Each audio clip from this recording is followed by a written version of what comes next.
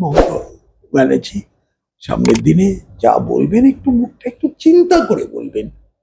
এখন এমনিভাবে হুমকি দিচ্ছেন, তো এখন কেউ যদি উল্টে হুমকি দেয় যে আমরা, দেখুন রাসবিহারীর মানুষের জন্য যেটা আমি প্রথম পদক্ষেপ নেব, এটা হচ্ছে আমি প্রশাসনকে বলবো। আর আমি মনে করছি, তাই আমি আমি ওটা দিকে একদিক থেকে আমি খুবই কৃতজ্ঞ শুভেন্দুবাবুর কাছে যে উনি, আমি মনে করছি যে এটা ভারতীয় জনতা পার্টির জন্য যদি জেতা যায়, আর আমি আজ খুবই আশাবাদী, এর দুটো কারণ আছে। প্রথমত এই কারণে,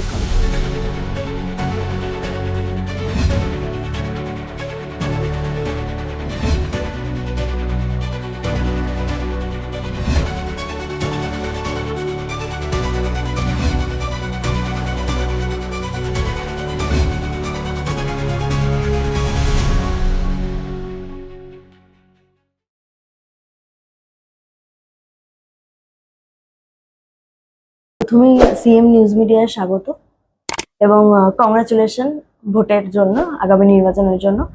এই যে রাসবিহারী অঞ্চল, এখান থেকেই আপনাদের মানে আপনার পরিবারের সঙ্গে রাসবিহারী ভবানীপুরের একটা সম্পর্ক রয়েছে, এখান থেকেই বিজেপি আপনাকে টিকিট দিয়েছে, কেমন অনুভূতি হচ্ছে? দেখুন এই রাসবিহারী যেটা আজকে রাসবিহারী কেন্দ্র বলা হয়, আর যেটা ভবানীপুর কেন্দ্র বলা হয়, বা পার্শ্ববর্তী যে বালিগঞ্জ কেন্দ্র বলা হয়, এগুলো আমাদের পরিবারের সঙ্গে অনেকদিন থেকেই আমাদের সম্পর্ক আছে। প্রায় 1930 থেকে আমার মার পরিবার, আমার বাবার পরিবার সবাই এখানেই, আমার কর্মস্থান সবই এখানে। তো এটা একটা অনেক দিনের গভীর এবং পুরাতন একটা সম্পর্ক। আর আমি খুবই মানে কি বলবো, ভেরি প্রিভিলেজড, মানে গর্ব মনে করছি যে ভারতীয় জনতা পার্টি আমাকে আহ, এই জায়গা থেকে, রাসবিহারী কেন্দ্র থেকে থেকে তাদের প্রার্থী হিসেবে ঘোষণা করেছে। আমার মনে হয় এই রাসবিহারী কেন্দ্র, সেটার একটা আলাদা গুরুত্ব আছে। কারণ এটা একটা অনেক, একদম একদিক থেকে বলা যায় খুব প্রেস্টিজিয়াস এলিট লোকেরা থাকে এই জায়গায়। আহ, উম, মধ্যবিত্ত বাঙালিরা থাকে, তাছাড়া অনেক ব্যবসায়ীরা থাকে, যারা অবাঙালি বা হিন্দিভাষী, সব রকমের লোকেরা এখানে থাকে। তাছাড়া জায়গাটা একটা আহ, এখানকার ঢাকুরিয়া লেকের কারণে এটার একটা আলাদা ব- সৌন্দর্য আছে, আর গুরুত্বও আছে লোকেদের কাছে। তো আমি মনে করছি যে এটা ভারতীয় জনতা পার্টির জন্য যদি জেতা যায়, আর আমি আজ খুবই আশাবাদী, এর দুটো কারণ আছে।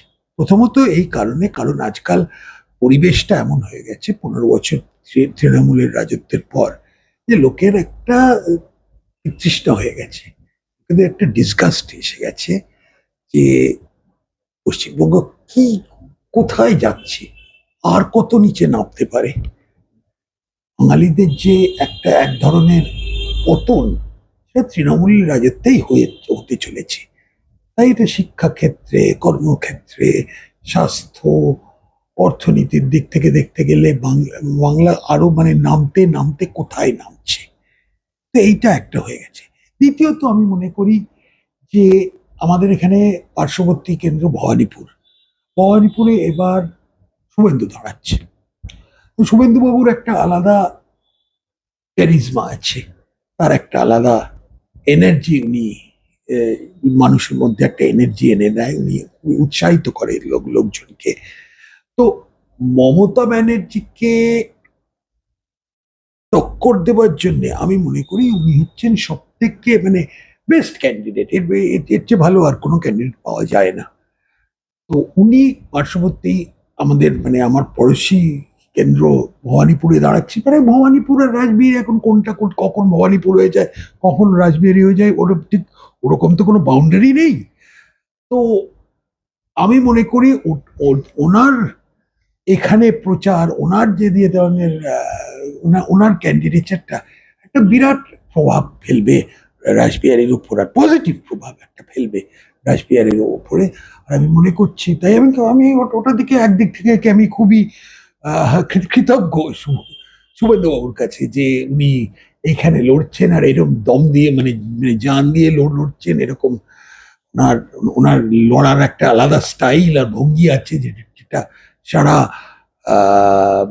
ভারতবর্ষ থেকে থেকে লোক এসে এটা কভার করবে। তো একটা মিডিয়ার দিক থেকেও আমি রাসবিহারী তারও একটা, আমি একটা অ্যাক্সিডেন্টাল বেনিফিটও পেয়ে যাব। তো এই ক্ষেত্রে এখন ভালোই চলো। এটা এটা একটা তৃণমূলের একটা গড় ছিল দক্ষিণ কলকাতা, ভবানীপুর, রাসবিহারী, বালিগঞ্জ, তো এই গড়ে আমরা তাদের আক্রমণ করেছি। তো আশা, টাফ ফাইট, সেটা আমি ধরেই রেখেছি, এটা টাফ ফাইট, কিন্তু আমরাও এবার খুব ডিটারমেন্ট যে আমরা 1 ইঞ্চিও ছাড়বো না। ওরাও তো লড়ে যাবে, আমরাও করে যাবো, কিন্তু আমাদের এই যে দৃঢ় প্রতিজ্ঞা এবার যে এবার আমাদের করতেই হবে। কেন এটা শুধু শুধু বিজেপির জয় না, এটা মানে বাংলার ভবিষ্যতের জন্য আমরা লড়ছি। আর আশা করি আমরা এবার জিতবো, ভালোভাবেই জিতবো। এবং কদিন পরে মে মাসে একটা বিকল্প সরকার, বিজেপির সরকার আসবে। ওনারা চান রাইটার্স নবান্নে, আমি তো মনে করি রাইটার্স বিল্ডিং এ আমরা ফেরত যেতে পারবো। স্যার, আগামী নির্বাচন শুধুমাত্র সিট দখলের লড়াই নয়, পরিবর্তনের লড়াই। পুরো রাসবিহারীর মানুষ কি বলছে, চাইছে পরিবর্তন তারা?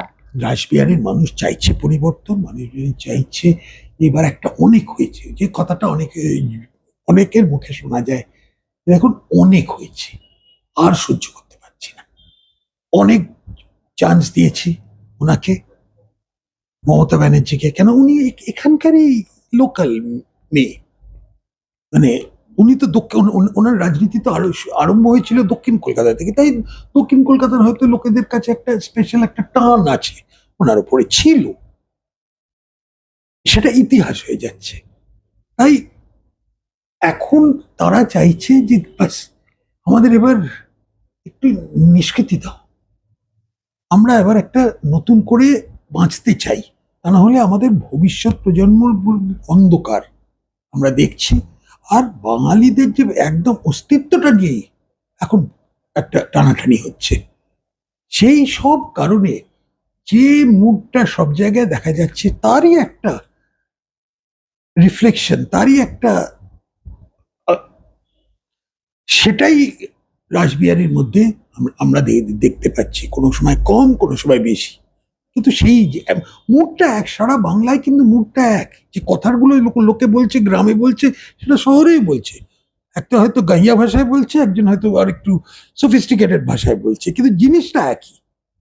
এই যে দক্ষিণ কলকাতা তৃণমূলের গড়ে দাঁড়িয়ে বিরোধী হিসেবে লড়াই করা কঠিন ব্যাপার, কতটা আত্মবিশ্বাসী আপনি? হ্যাঁ, আমি খুবই আত্মবিশ্বাসী। আমাদের দেখুন, যারা আমাদের কার্যকর্তারা লড়ছে, সারা বছর ধরে লড়ে, খুব মানে সারা 12 মাস তাদের উপর থ্রেট আসে কিছু না কিছু।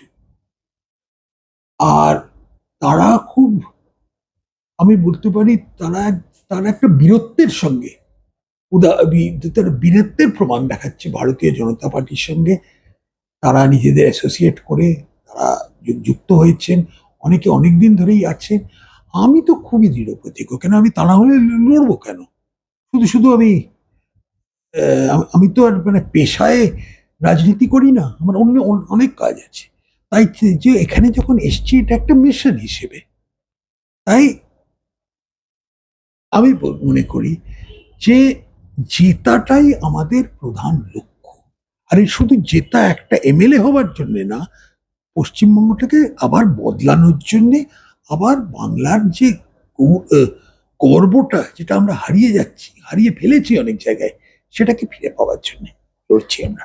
এই রাসবিহারী থেকে যদি জিতে আসেন, কি পদক্ষেপ নেবেন? একদম প্রথম পদক্ষেপ কি হবে রাসবিহারীর মানুষের জন্য? দেখুন, রাসবিহারীর মানুষের জন্য যেটা আমি প্রথম পদক্ষেপ নেব, এটা হচ্ছে আমি প্রশাসনকে বলবো যে তোলাবাজিটা বন্ধ করুন এখানে।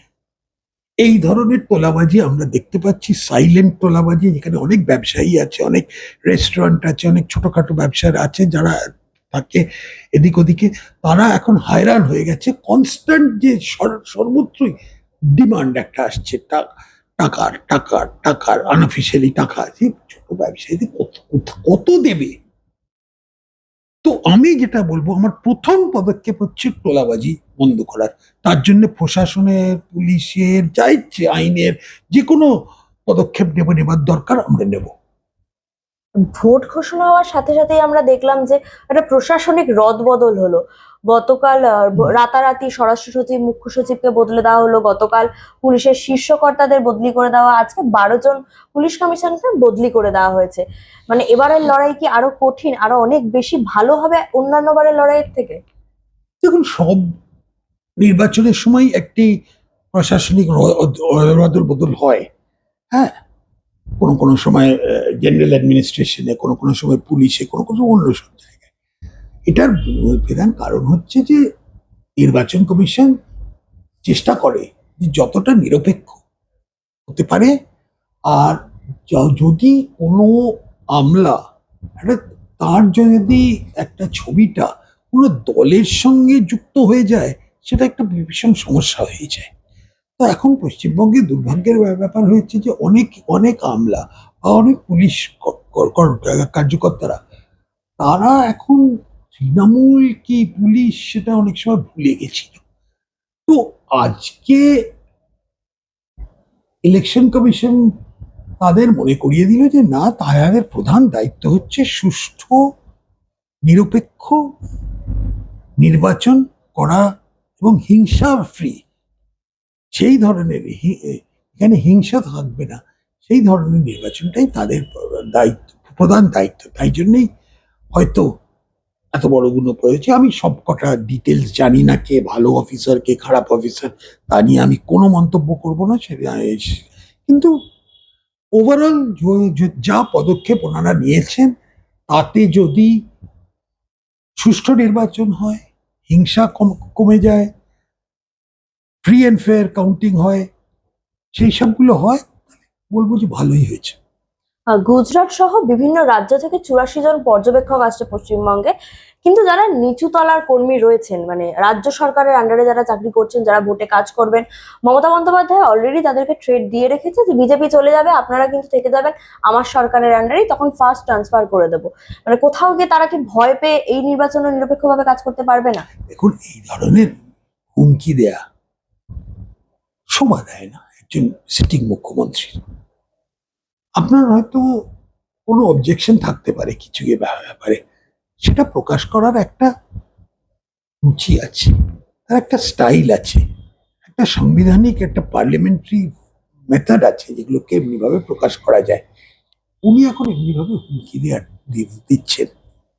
তো এখন কেউ যদি উল্টে হুমকি দেয় যে আমরাও দেখে নেবো, এই আমরা 4 মাস পেয়েছি টাইম, 3 মাস পেয়েছি টাইম, আমি হাত ভেঙে দেবো, এই করে দেবো, কিছু একটা বলে দিলে, এই এই ধরনের রাজনীতি, তারপরে পশ্চিমবঙ্গে যেটা আমরা দেখছি, এই তো কলতলার ঝগড়াটাকে এখন যদি মানে রাজনীতিক স্তরে উঠিয়ে দেয়া হয়, তাহলে তো খুবই দুর্ভাগ্যের কথা। আর এটা সারা সারা ভারতবর্ষ অনেক কারণেই আজকাল পশ্চিমবঙ্গকে দেখে একটু হাসাহাসি করে, ওপেনলি হাসাহাসি করে, কেউ কেউ একটু মিচকে মিচকে হাসে যে দেয় ওরা আবার আরম্ভ করলো ওরা এই ধরনের জিনিস। তো আশা করি মমতা ব্যানার্জি সামনের দিনে যা বলবেন, একটু মুখটা একটু চিন্তা করে বলবেন, শালীনতার সঙ্গে বলবেন। সবকিছু যে ঝগড়া ঝাঁটি ওরকম ভাবে মাস্তানির ভাষায় করা উচিত না। এই যে বিনীত গোয়েল, সুপ্রতিম সরকার, একাধিক যে পুলিশের শীর্ষ কর্তারা রয়েছেন, তাদেরকে বদলি করে দেয়। মমতা ব্যানার্জি বলতেন আগে জানতাম বিজেপি বাংলা বিরোধী, এখন দেখছি নন বেঙ্গলি এফিসিয়েন্ট অফিসার, তাদেরকেও তারা বদলি করে দিচ্ছে। তারপরে বলবেন কি কি মানুষ বিরোধী। আমি এখন বুঝতে পারছি না। দেখুন, সব বিষয়ে কে বাঙালি, কে অন্য কিছু, কে গুজরাটি, কে মাংস খায়, কে মাছ খায়, কে কিছুই খায় না, এইসব এইসব জিনিস বলে কোনো লাভ নেই। আসলে কথা, মমতা ব্যানার্জি অনেক চেষ্টা করছে। আসল এই নির্বাচনটা হচ্ছে 15 বছরে তার রিপোর্ট কার্ডটা লোকে যাচাই করবে। এই যে রিপোর্ট কার্ডটা, তিনি পাস করেছেন কি ফেল করেছেন, তিনি এত নম্বর পেয়েছেন, এত নম্বর পাননি। উনি এখন চাইছে পুরো জিনিসটা ঘুরিয়ে অন্য সব বিষয়, কে বাঙালি, কে অবাঙালি, কে ভেজিটেরিয়ান, কে নন ভেজিটেরিয়ান, কে কে ওই, সেই সব জিনিস, ওগুলো ইররেলেভেন্ট জিনিস, ওগুলো কিছু এসে যায় না। আর সত্যি করে আমরা মনে করি এতদিন সারা ভারতবর্ষে একটা জিনিস শিখেছি যে এই যে আইএএস আইপিএস এইসব যারা অফিসার হয় তারা কোনো স্টেটের সঙ্গে যুক্ত হয় না। তারা হিন্দিভাষী হতে পারে, বাংলাভাষী হতে পারে, যে কোনো, কিন্তু তারা যে স্টেটে অ্যাসাইন্ড হয় সেই স্টেটেরই হয়ে যায়। হুম। তো এখন এই যে আমাদের যে পদ্ধতিটা, এই যে পরম্পরাটা, এটাকে কেন উনি নষ্ট করতে চান? সুব্রত গুপ্ত অনেক বেশি ডিজার্ভ করতো মুখ্য সচিব হওয়াটা, সেই জায়গায় নন্দিনী চক্রবর্তীকে এটা আনলো। দেখুন, আমি ব্যক্তিগত অফিসারকে কোথায় কার কি করা উচিত ছিল কি না, আমি সেটা নিয়ে কিচ্ছু বলতে চাই না। আমি এইটুকুই বলতে পারি সুব্রত গুপ্ত খুব মানে খুব ওয়েল রেসপেক্টেড একজন আমলা। আমি নন্দিনী চক্রবর্তী সম্বন্ধে আমি খুব একটা কিছু জানি না, আমি দেখেছি যাকে ওই টুকটুকু। আর মিডিয়া রিপোর্টস তো সবসময় ওনাকে খুব ভালো চোখে প্রেজেন্ট করেনি।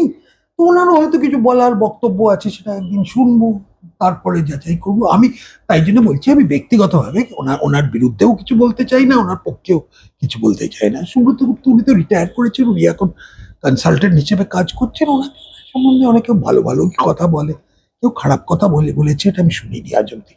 এই নতুন যারা শীর্ষকর্তারা রাজ্যে আসছেন, মমতা ব্যানার্জি বলছেন যতই আপনি ডিএম এসপি চেঞ্জ করুন, আমাদের হয়েই কাজ করবে, মানুষের হয়ে কাজ করবে। আমাদের হয়ে কাজ করার মানেটা কি? আরে তোমার একটা সাংবিধানিক দায়িত্ব আছে, সেই সাংবিধানিক দায়িত্বটা পালন করছে কিনা সেটুকুই বলো না। যদি করে তাহলে সে ভালো, আমি যদি ও না করে তাহলে তিনি মমতার পক্ষে বলতে পারে, কিন্তু তার সাংবিধানিক দায়িত্বটা নয়। ওনার সাংবিধানিক দায়িত্ব হচ্ছে নির্বাচনটাকে সুষ্ঠুভাবে পরিচালনা করা। এতে মনোজ আগরওয়াল করছে কি সুব্রত গুপ্ত করছে কি অন্য কেউ করছে, সেটা আমার কাছে বড় কথা না। আমার কাছে বড় কথাটা হচ্ছে যে এইটাই হচ্ছে আমাদের সংবিধানে বলেছে ইলেকশন কমিশন একটা এই ধরনের নির্বাচন পরিচালনা করতে হবে, সেটা হয়েছে কিনা দিনের শেষে। কোথাও গিয়ে উনি কি ভয় পেয়েছেন সেই জন্যই? সেটা দেখো, আমি আমি ওটা কেন বলতে যাব ভয় পেয়েছে, কিন্তু আহ, সত্যি কথা, কেউ যদি একজন মুখ্যমন্ত্রী 15 বছর পরে এত অভিজ্ঞতা সত্ত্বেও এই ধরনের কথা বলে, তখন লোকেদের তারা যদি তাদের যদি অনুমান করে, তো তারা যদি এই ধরনের কনক্লুশন করে যে মমতা ব্যানার্জি কোনোভাবে ভাবছেন যে হয়তো কাউন্টডাউনটা হয়ে গেছে, এখন লাস্ট কদিনের ব্যাপার, তো তারা মানতে পারে। একটা যুক্তি যুক্তি তার সেই চিন্তাধারার মধ্যে একটা যুক্তি আছে, এইটুকুই বলবো।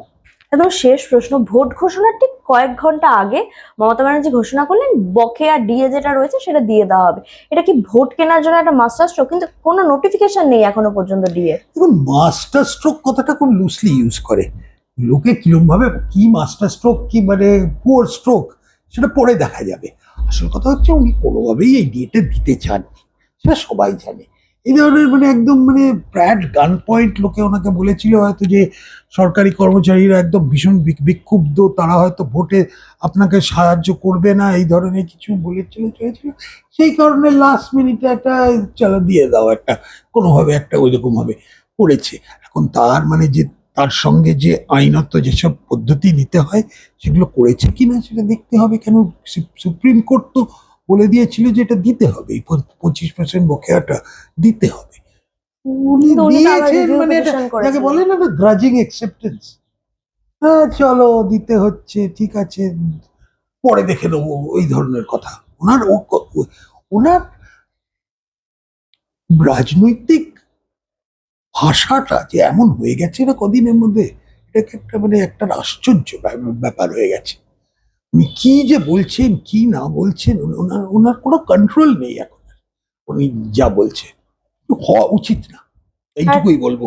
একটা ছোট্ট প্রশ্ন করি, বিজেপির যারা গ্রাউন্ড লেভেল কর্মী রয়েছেন তাদের একাংশ বলে যে তাদের বিজেপি করার অপরাধে, মানে অপরাধ হিসেবে দেখা হয় সেটাকে, যে বিজেপি করছে সেই জন্য তাদেরকে জেলে পাঠানো হচ্ছে বিভিন্ন কেসে, কিন্তু উপরিমহলের নেতারা কোনো রকম ব্যবস্থা নিচ্ছে না, মানে এটা তাদের একটা আক্ষেপ। কি বার্তা দেবেন তাদের? যারা বিজেপি করে পশ্চিমবঙ্গে, তারা অনেক ঝুঁকি নিয়ে করে, অনেক রিস্ক আছে। 21-এর পরে নির্বাচনের পরে যে ধরনের হুজ্জতি হামলা, তাদের উপর আক্রমণ তাদের সহ্য করতে হয়েছিল, সেটা একদম মানে অস্বাভাবিক ভাবে ওনাদের উপর অত্যাচার করা হয়েছিল। সেটা সবাই, এটা সারা ভারতবর্ষে এখন লোকে জানে। এখন এর মধ্যে যদি বিজেপি নেতৃত্বের কিছু ত্রুটি থাকে, হয়তো ত্রুটি আছে, আমি বলবো না যে ত্রুটি নেই, সব তার পারফেক্ট নেই, কিন্তু আসল যেটা ত্রুটি, তুমি কি কাকে আক্রমণ করবে? তুমি বিজেপি লিডার তাদের ত্রুটি আছে, না যারা আক্রমণ করেছিল তাদের? সেই কথাটাই আমি তোমাকে ছেড়ে দিই। এটাই চিন্তা করা উচিত যে don't shoot the wrong person. অসংখ্য ধন্যবাদ। ধন্যবাদ।